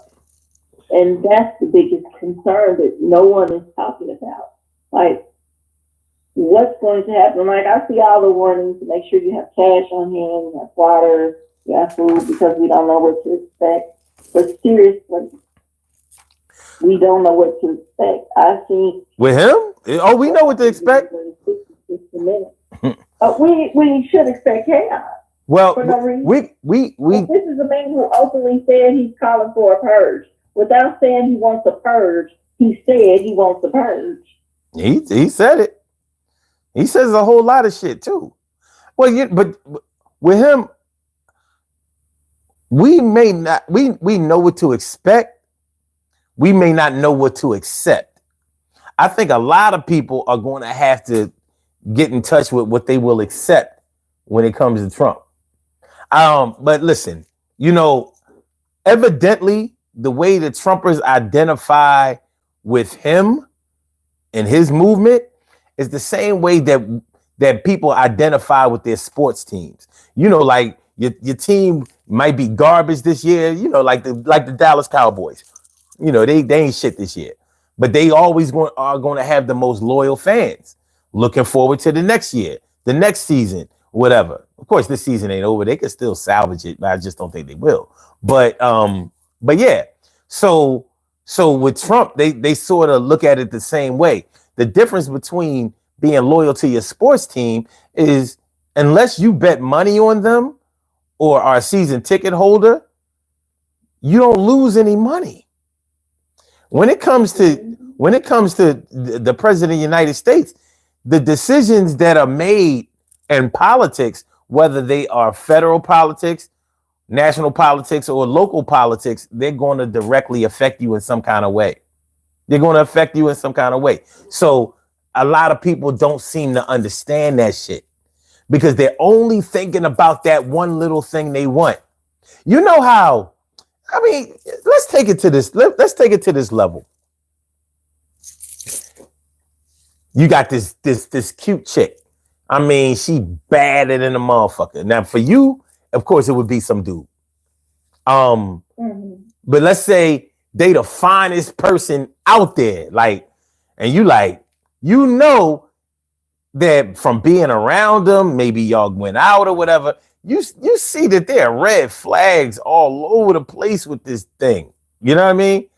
But you look, from a man's point of view, he I got to get this pussy. I don't care what the fuck I got to do. I got to get the pussy. I got to have this one on the books. So you're going to spend all your money. You're going to fuck up your future. You might mess around and get her pregnant. And really, really, put yourself in a financial bind, or you may just be dealing with somebody that's so toxic, you don't have no business being around them. But you man, as long as she keep giving head the way she give head, or she open her legs, I don't care. I'll fix everything around that. I'll fix everything around what I want. But you realize that in getting what you want, you getting a whole lot of stuff that you didn't want. Well, I think that's what's going to happen if Trump wins tomorrow. Now, I don't think he can win. Honestly, I don't think he can win. Now, I didn't think that he could beat Hillary either. But Hillary didn't run as well of a campaign, and the energy, we didn't know what Trump was going to do. We had some ideas about what he was going to do, but we didn't know. We did not know exactly what this motherfucker had in store. Now you've seen it, and evidently it's attractive to some people. To the people it's not attractive to, they not getting on that. Like I was telling the caller earlier, you probably heard it. One thing that he sucks at is diplomacy. He has done nothing to get new voters. Nothing. You know what I'm saying? That whole immigration shit. And I want to say something about this immigration shit real quick. And then I'm gonna give you back the floor. I just want to say something about this immigration shit because I've had to say this before. You know, all of these cats running around here, like in the chat, they talking about, oh, the immigrants getting this and the immigrants getting that. It doesn't matter what immigrants get. It's not going to put money in your pocket, and it's not taking money out of your pocket. I know they keep telling you that it is, but make them prove that it is. There's a budget for each and every group of people that's out there. That includes legal immigrants, illegal immigrants, all kinds of ethnic groups, cultural groups. There are budgets for them. You're going to get what's in that budget. They're not going to be able to. And listen, I'm getting on my managerial shit because I'm a manager in my job. So I know, like, let's say I have a budget for paper products and I have a budget for chemicals. I can't, if I have a lot of chemicals this month, I can't take the money that I don't need for chemicals and put it towards the paper products, which I may need more of. I can't do that. You know why? Because that's stealing. So if it's found out that I've been taking money from one budget to fuel into another budget, then I get fired. That's the way that works. That's the same way it goes with these immigrants. Y'all can listen to all of that propaganda about, you know, first of all, all of that shit about immigrants, you know, raping and killing and all that. Y'all need to stop that dumb shit. Because you know goddamn well that ain't none of y'all been killed, hurt, or had nothing done to y'all by no fucking immigrants. Anybody and everybody. Crime has always existed. Come on, man. Crime exists in every group, every culture, everything. All I'm saying is just crime. Anybody who has hurt you, raped you, done anything bad to you has been American born. You know it, and I know it. So all of these I want to know some people that are from these phantom neighborhoods, towns, cities, or whatever, where they are overrun with immigrants. Please, somebody let me know. Because that is some bullshit. Well, I can give you an example. Okay. And here's the honest part of that. So we have a city here where there is a high, here, let me be honest. There are two cities here that have a high population of people who are not American born. Now, the population is German, and it's never been a conversation about that community. And now the newest population are Haitian, and it's all the conversation in the world. Now, it's nothing negative like what the psychopaths are saying what's going on, and it's not going on in Springfield. It's not the conversation like that, but it's an honest conversation. Some of the conversation is these places are not set up to take in an influx of new people without resources. Mm-hmm. And they're limited in what they can request in resources because they don't know the numbers. That makes a little bit more logical sense than they're in here taking from everybody. They're not saying they're taking from anyone. They're just saying they need more resources to cover because this is a town where the nearest hospital is next door. That's it. So, and that hospital is small and it covers 2 cities. So if they have an influx of people who need to utilize resources at this hospital, well, most are coming in and needing some kind of social services or something like that, they can't keep up with the high demand. The schools are limited as it is across the country. We don't have educators anymore as we stand. We don't have healthcare professionals anymore as we stand. That's everywhere. Mm-hmm. But it's really bad here because unfortunately my state is in the top 3 of places that lack in attorneys, doctors, and teachers. So because of that, they have limited resources to take in an influx of new residents without knowing more because they're not getting the resources. That is a real conversation that makes sense. They're not saying they're coming here and causing a problem because the reality is the Haitian community has moved in and improved that particular city. and they were asked to move in to the city because we had types of food services that needed people to work. And unfortunately, there's a lot of people who live here who don't want to go work at Tyson. So these people were willing to come in and work. They've come in and filled in the homes that were sitting empty and dilapidated. They've come in and improved those communities and those neighborhoods. They brought in grocery stores, and they offer a different learning tool for kids to get more educated and learn another language and more cultural things. However, the resources are almost depleted. Mm-hmm. That's a real conversation. That makes sense. But the problem is, you're not saying it about this group that moved in over a decade ago. There's been no conversation about that. But because this group has moved in with brown skin, now it's a problem. And that's the reality of it. Because everyone has had an influx of new people who are not American born who have moved in. But that's not spoken about unless they have brown skin. And that's where we have a problem. Because that is the design of this country. That's what this country was built on. That's the conversation nobody wants to have. Because for real, if we want a real president to come in and do something, to take away and rewrite that Constitution that was not designed for everybody, and then follow the lines of what they really wanted to mean. Because for real, all of us are immigrants in this state. If we want to get technical, we're all immigrants in this state.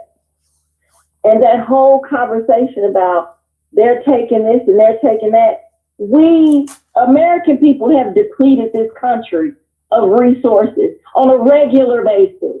We all do fucked up shit in this space that has depleted this country. We have caused damage to this space. But now we want to look at somebody who is not American born. The issue with what this man wants to do is he's talking about your lineage, your ancestral background. One of my coworkers is a white man, and he said he's concerned because he's only third generation American. He's like, his parents, his grandparents, he is only third generation in this country. Mm. And he's like, so how would that affect him? And if we want to broaden that conversation, some of my other coworkers are from the Philippines, and they talk about how much they're watching this race, because if that man gets in office, it not only affects the United States, but it causes problems on a global scale. And that's another reality that they're not discussing. Because we can focus all day on the United States, but if he gets in office, it's going to affect the global community. Well, it's definitely going to do that. But I'm getting back to what you were talking about the immigrants moving into your city and surrounding cities. That's not the overrun that they're talking about. You know, they're saying that these cities are being overrun, like you don't see any of the natives that were there. You know, now all you see are the immigrants, and they're talking about they're overrunning them with crime and violent crime at that. Mm-hmm. You know, so I'm like, come on, man. You know, like, I know it's stupid because he never gives real numbers. He's talking about, he'll say something like millions of immigrants are coming into this country every year and nothing is being done about it. Then he'll say something really outlandish, like hundreds of thousands of murders are being committed every year by these immigrants. I'm like, hundreds of thousands, dude? Like, do you realize what you just said? Like, I live in Philly, and we don't have no problem with murder. We don't have no problem murdering in this city. We are like the murder capital. If we ain't in the top 5, I know we close, because we averaging like a good 400 or 500 a year. Like, it ain't shit. And this is even when we were this is in 2020 when we were locked down. So when you start saying hundreds of thousands, like, dude, you have to qualify that. You can't just be throwing it out there. And that's why he doesn't like to ever deal with people who fact check, because then he doesn't get a chance to say that dumb shit. He doesn't get a chance to be as irresponsible. Now, of course, there are going to be missteps on both sides, but one side is very deliberate in their approach to false information, and that's definitely the Trump side. Now, that's whether you like them or not, and there's nothing that's going to be done to make people stop liking them who like them. I want to address some of the things that I saw people saying in the chat. Let me see. What is it, man? Okay, my man, yourself. I can see one right there. This guy is saying about people seem to say stuff until something happens. If an illegal immigrant broke into your place, so that's the same as somebody who is American breaking into your place. That's what I'm saying. Like, what the fuck? I don't think anybody's going to make a difference. So if somebody broke into your place, no matter where they're from, they broke into your house. That's the issue. It's not going to make a difference to me if they're from Venezuela, Colombia, or from Michigan. If they broke into my house, they broke into my house. I'm not stopping to look at any papers to see who they are. I'm not looking to see their license to see where they're from. All my concern is you broke in my damn house. All the drug dealers I've ever dealt with in my life have been black, and they was definitely from here. Oh yeah, I dealt with some Hispanic. They was all from here, no immigrants. So to suggest that it's all of the immigrants, out there committing crime, I'm like, yo, no immigrants. They can't bring enough of them in here to overrun or overtake us as far as our criminal numbers are concerned. I mean, and if you don't believe that, just look at our prison system. Do you see immigrants all in that motherfucker? Or do you see, mom's apple pie, red, white, and blue ass, white and black and Hispanics? You know what you see. So ain't nobody letting them get away with no violent crime. But I realized that violent crime is an easy way to serve as a dog whistle to call people to action.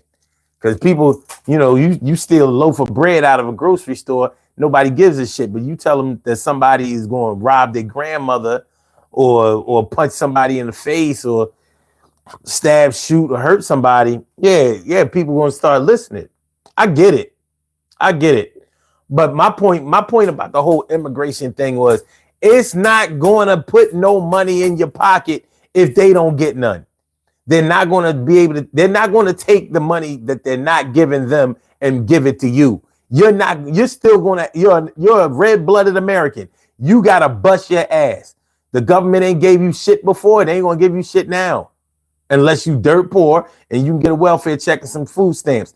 I heard they even have a furniture voucher. You can look at it, look into that. I know they was doing that in Delaware.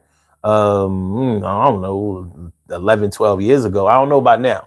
But anyway, it's not, y'all can cut that bullshit about everything being done for immigrants and nothing being done for you. Nothing is still going to be getting done for you. And I'm not even just hating. That's just a fact. If they ain't been doing nothing for you, they ain't going to do nothing for you. You are not in the budget. You're going to have to go to school, learn a trade, take your ass to work hard, hopefully get a raise, bonus, a promotion, extra money, work some overtime, get a second, third job, whatever you got to do. That's what That's what you're going to have to do. You might not like it. Yeah, man, be like that sometimes. All right, hold on. We got to take the last caller because we about to get on the body here. All right, caller with the last number is 9843. Sorry for making you wait so long, but thank you for holding. What's on your mind tonight? Hi, this is Cheryl. Hey, pleasure. She said everything That caller said, I have not much more to say. She said everything. I mean, basically, she had everything on the man.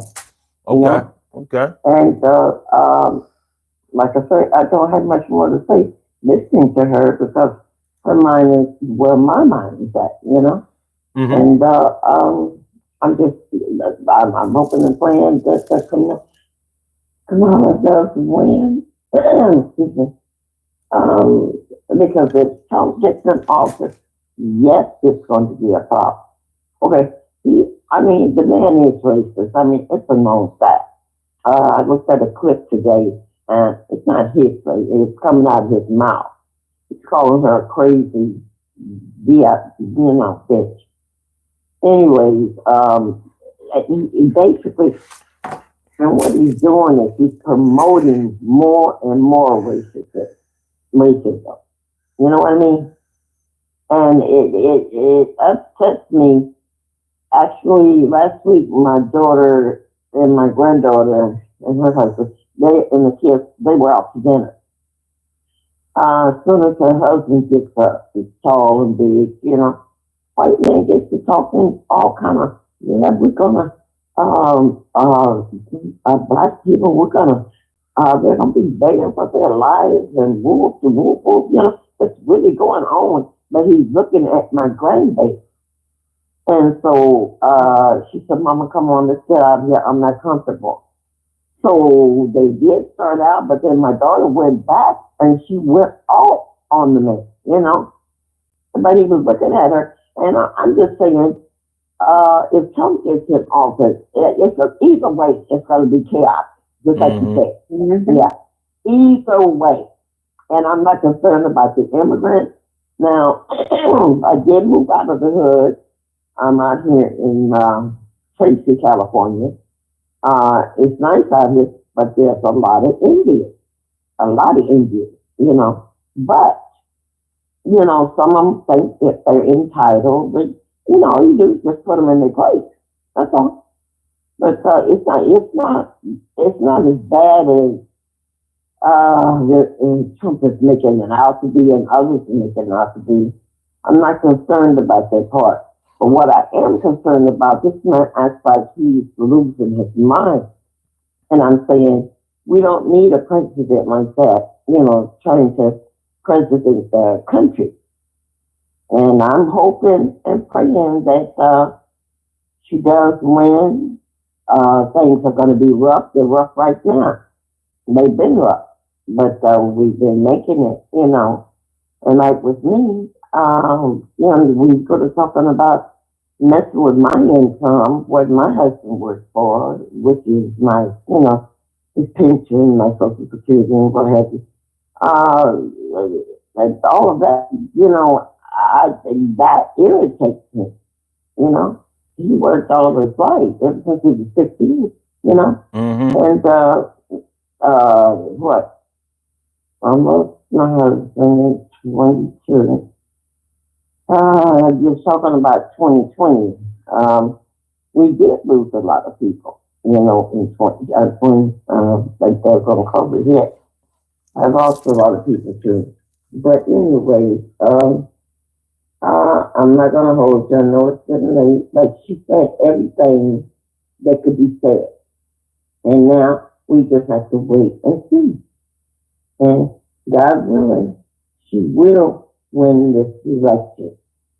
And like I said, I'm not a racist person. I don't hate people, but that man does not need to be in office because he's mentally sick. Period. Yeah. To me, that's the way it seems to me. I don't know.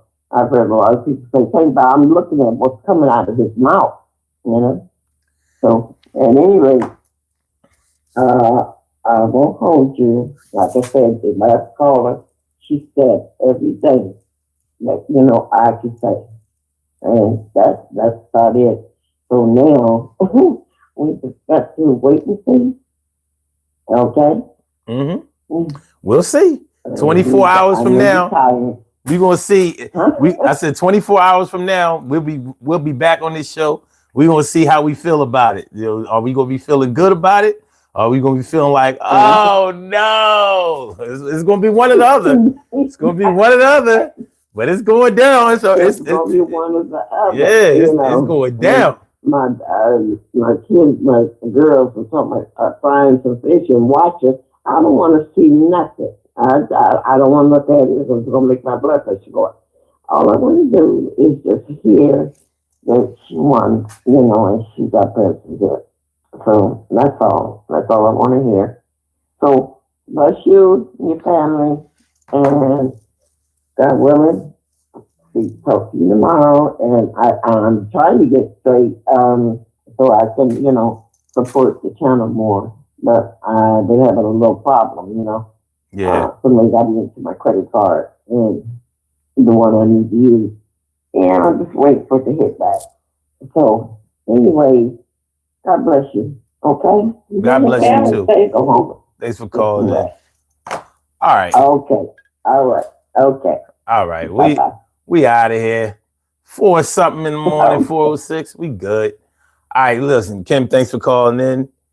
Appreciate you as always. Hopefully, we're gonna see what happened tomorrow. Make sure you call in tomorrow. We gonna listen. If it don't go our way, it's gonna be a straight bitch fest tomorrow. I'm telling you right now. Be mad. I'm not gonna be losing graciously out this bitch. Be like, man, get the fuck out of here. No way. You know what I'm saying? As I pack my bags, moving to Canada or somewhere, I gotta get the fuck out of here. All right, but it's gonna be all right. She gonna win in a landslide. I guarantee you. All right, but I'll holler at you later. Have a good night. You too. All right. All right, y'all. Let's do these birthday shout outs. Do these birthday shout outs. Do these. Do. Crazy Steve taking. I keep this chat moving. You go, Crazy Steve. You know what I mean? I'm gonna put you on a payroll. Currently, nobody makes anything. And I got that for you. All right, we have some birthday shout outs to do. Some people were born on this glorious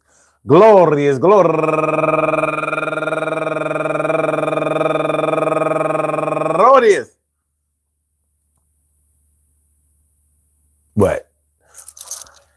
November 4th, and they deserve to be acknowledged. So let's go about our business of acknowledging them and making them feel special because they are special, because they are special, because they are SPECIAL. They get the RESPECT. They are SPECIAL. They get the RESPECT. They are SPECIAL. They get the RESPECT. They get number one out the box. Hold on, let me get it together. Let me get it together. So yeah, I say, here we go. All right. Number one out the box, my girl Melly Mel Blake, and also Peace Azubuike. Azubuike. Happy birthday to you, and also Gerald Smith and Latoya Wilkerson. And last but not least, my man comedian Ak Diesel. Happy birthday to you. I want to say happy birthday to all of y'all. And I hope that today finds you all in good health, happiness, mind, body, soul, and spirit. And that goes out to each and every person out there born on this glorious November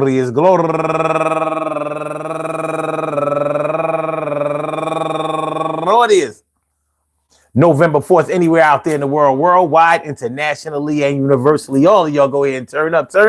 But don't turn up too loud. Just turn up loud enough so everybody can hear you. Rock out, rock on it, do the damn to rock out. Rock on it, do the damn rock out. Rock on it, do the damn thing and do your thing, y'all. Represent the queens and kings and do your thing, y'all. Represent the queens and kings. Good things happen to those who wait. Great things happen to those who grind. And anything can happen to those who go for this.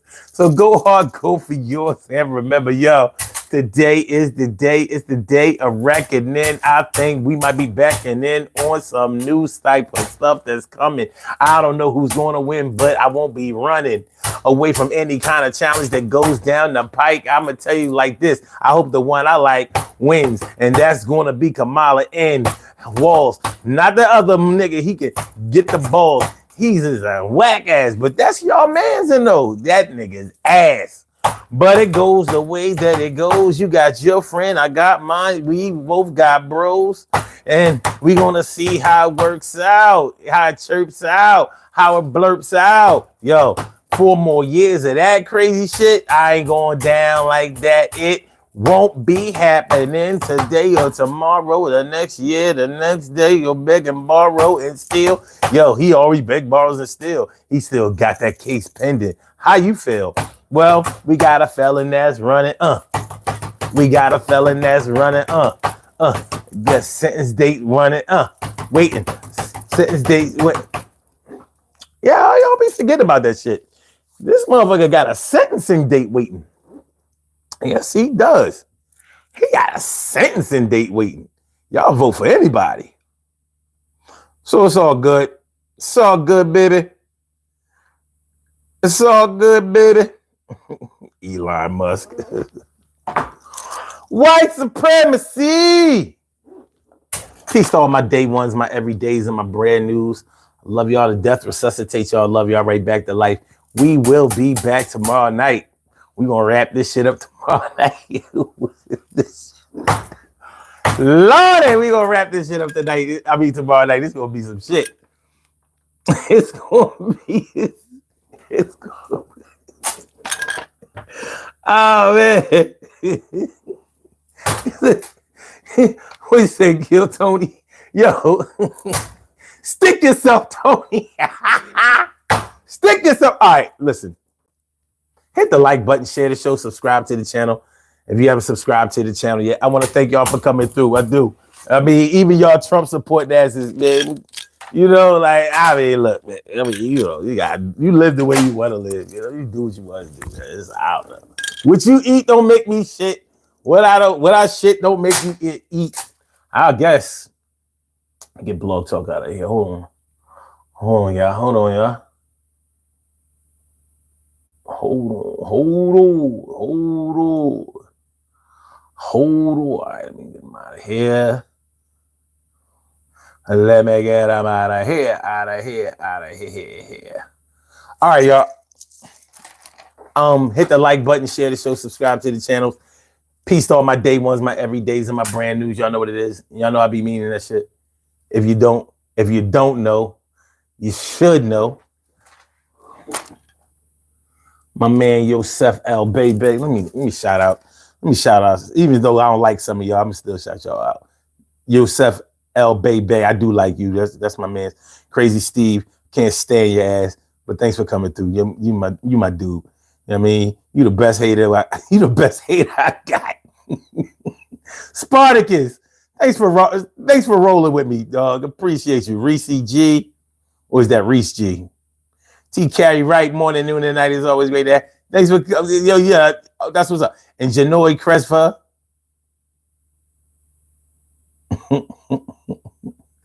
Joe Rogan endorsed. He did? Joe Rogan? The fuck?